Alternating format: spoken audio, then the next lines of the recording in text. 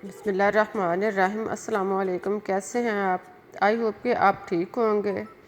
आज मैं जो आपसे रेसिपी शेयर करने जा रही हूँ वो बहुत ही मुफीद रेसिपी है। आज हम बना रहे हैं तरबूज का जूस। तरबूज का जूस गर्मी को कम करने के साथ साथ खून में इजाफे का भी बास बनता है, और अगर इसमें सोडे का इस्तेमाल किया लिया जाए तो इसका ज़ायका और भी बढ़ जाता है। तो प्यारे प्यारे बहन भाइयों, आइए शुरू करते हैं आज की रेसिपी। लेकिन इससे पहले आप लोगों से रिक्वेस्ट है कि मेरे चैनल को सब्सक्राइब करना ना भूलें, ताकि आपको हर मेरी न्यू आने वाली वीडियो टाइम पे मिल सके।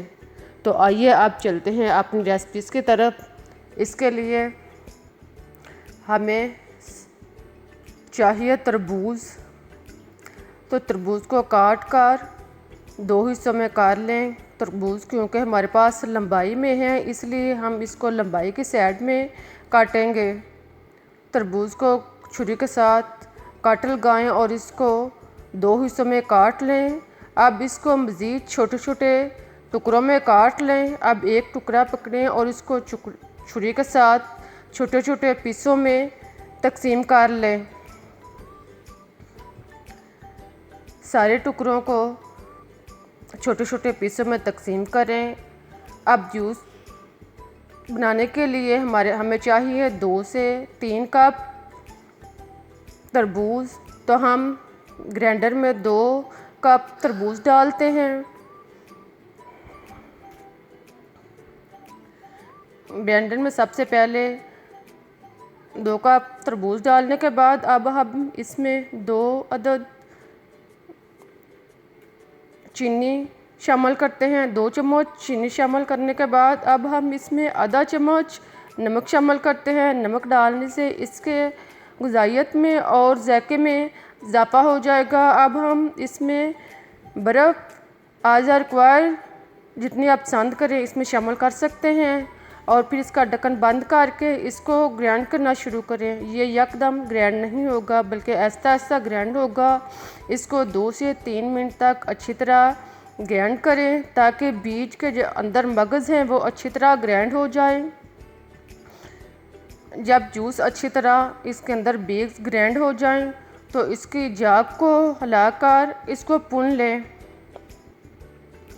जूस को अच्छी तरह भुनें, और अगर जूस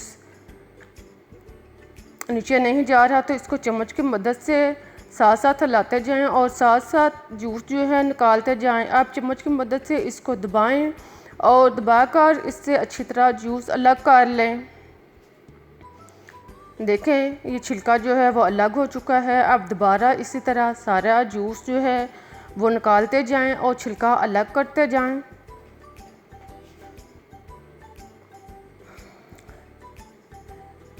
बीज के अंदर से जो मगज़ हैं वो भी अच्छी तरह ग्राइंड हो चुके हैं, और ये मगज़ जो है सेहत के लिए बहुत मुफीद हैं। इनका छिलका जो है इनको उनका अलग कर लें। अब एक जग लें और जग में आधा जग जूस शामिल करें।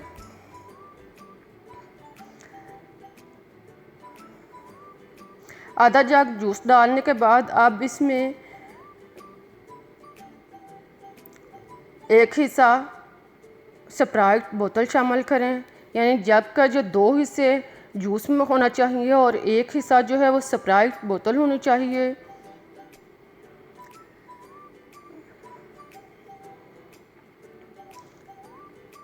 स्प्राइट बोतल डालने के बाद अब इसमें बर्फ़ शामिल करें। बर्फ़ आप अपनी मर्ज़ी के मुताबिक इस्तेमाल कर सकते हैं। बर्फ़ डालने के बाद अब इसको चम्मच के साथ खूब अच्छी तरह मिक्स करें ताकि बर्फ़ और जूस और स्प्राइट की बोतल अच्छी तरह मिक्स हो जाए।